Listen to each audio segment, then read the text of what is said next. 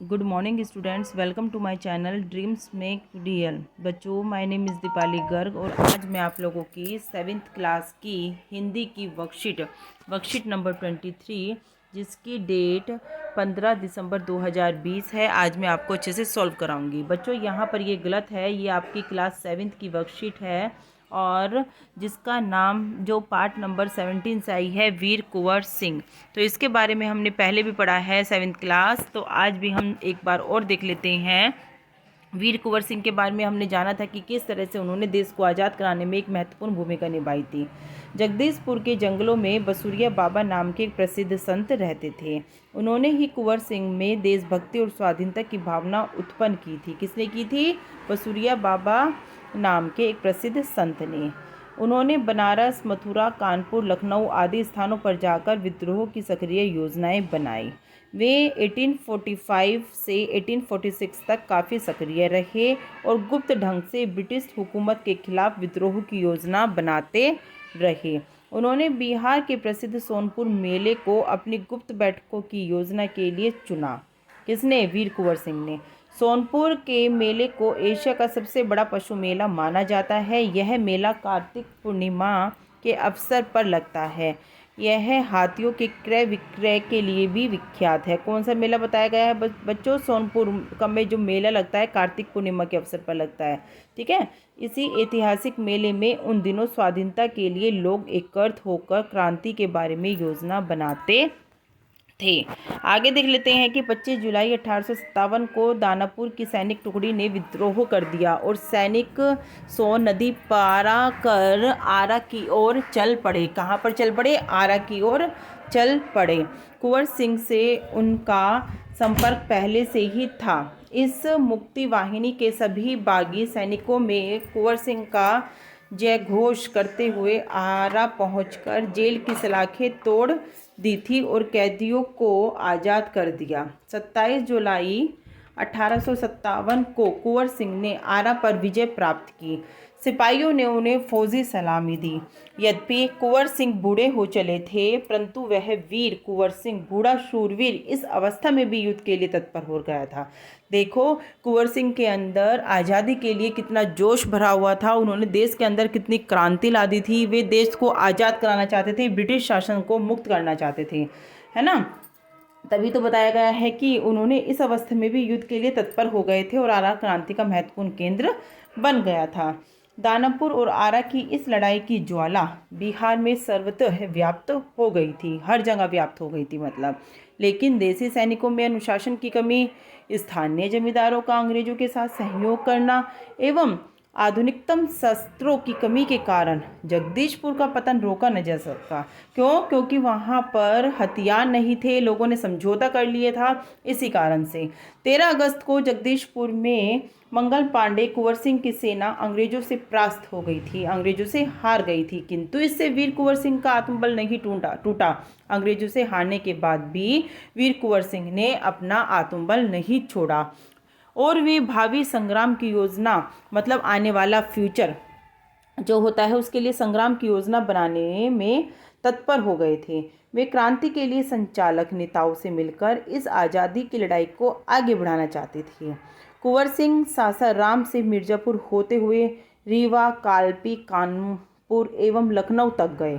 लखनऊ में शांति नहीं थी, इसलिए बापू कुंवर सिंह ने आजमगढ़ की ओर प्रस्थान किया। उन्होंने आज़ादी की इस आग को बराबर जलाए रखा। उनकी वीरता की कीर्ति पूरे उत्तर भारत में फैल गई। कुंवर सिंह की इस विजय यात्रा से अंग्रेजों के होश उड़ गए थे। कई स्थानों में सैनिक एवं राजा कुंवर सिंह की अधीनता में लड़े। उनकी यह आज़ादी की यात्रा आगे बढ़ती रही। लोग शामिल होते गए और उनकी अगुवाई में लड़ते रहे। इस प्रकार ग्वालियर, जबलपुर के सैनिकों के सहयोग से सफल सैन्य रणनीति का प्रदर्शन करते हुए वे लखनऊ पहुंच गए। आजमगढ़ की ओर जाने का उनका उद्देश्य था कि वो इलाहाबाद और बनारस पर आक्रमण करके शत्रुओं को पराजित करना और अंततः जगदीशपुर पर अधिकार करना चाहते थे। अंग्रेजों और कुंवर सिंह की सेना के बीच घमासान युद्ध हुआ। उन्होंने 22 मार्च 1858 को आजमगढ़ पर कब्जा कर लिया। अंग्रेजों ने दोबारा आजमगढ़ पर आक्रमण भी किया। कुंवर सिंह ने एक बार फिर आजमगढ़ में अंग्रेजों को हरा दिया। इस प्रकार अंग्रेजी सेना को परास्त कर वीर कुंवर सिंह 23 अप्रैल 1858 को स्वाधीनता की विजय पताका फहराते हुए जगदीशपुर पहुंच गए। किंतु इस बूढ़े शेर को बहुत अधिक दिनों तक इस विजय का आनंद लेने का सौभाग्य न मिला। इसी दिन विजय उत्सव मनाते हुए लोगों ने यूनियन जैक अंग्रेजों का झंडा उतारकर अपना झंडा फहरा दिया। इसके 3 दिन बाद ही 26 अप्रैल 1858 को यह वीर इस संसार से विदा होकर अपनी अमर कहानी छोड़ गया।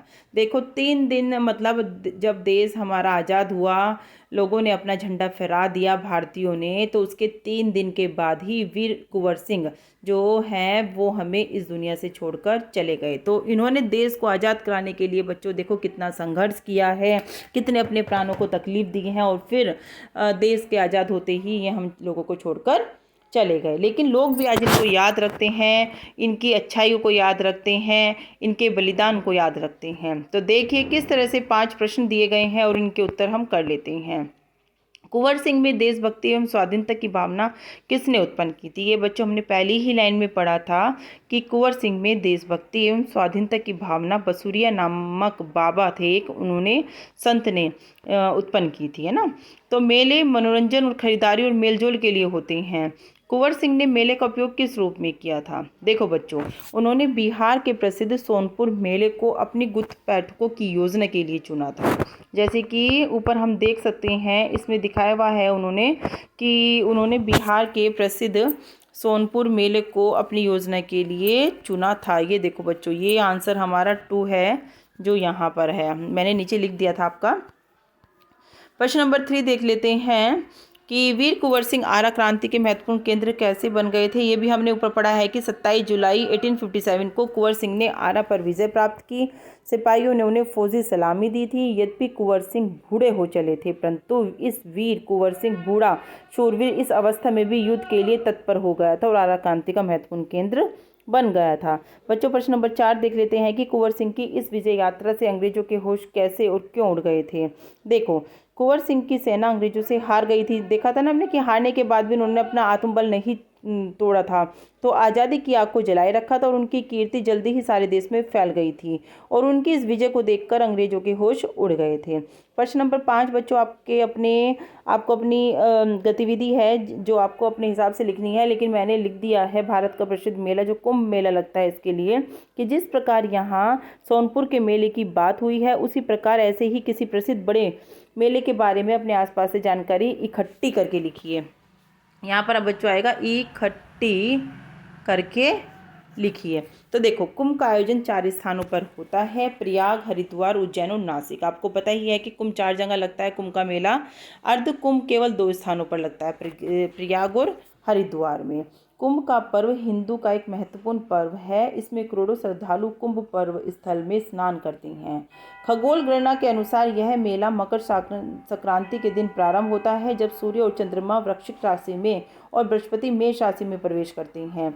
मकर संक्रांति के होने वाले इस योग को कुंभ स्नान योग कहते हैं और इस दिन को विशेष मंगलकारी माना जाता है क्योंकि इस दिन पृथ्वी से कुछ उच्च लोगों के द्वार खुलते हैं। इसका हिंदू धर्म में बहुत ज़्यादा महत्व है। तो बच्चों, इस तरह से हमने 5 प्रश्न के उत्तर देख लिए हैं आज की इस कार्यपत्रक में। तो बच्चों, इसको आप ठीक कर लेना। ये 7th क्लास की हिंदी की वर्कशीट नंबर 23 है, 15 दिसंबर की है। बच्चों, वीडियो अगर अच्छी लग रही है तो वीडियो को लाइक और चैनल को सब्सक्राइब जरूर करना। Thank you.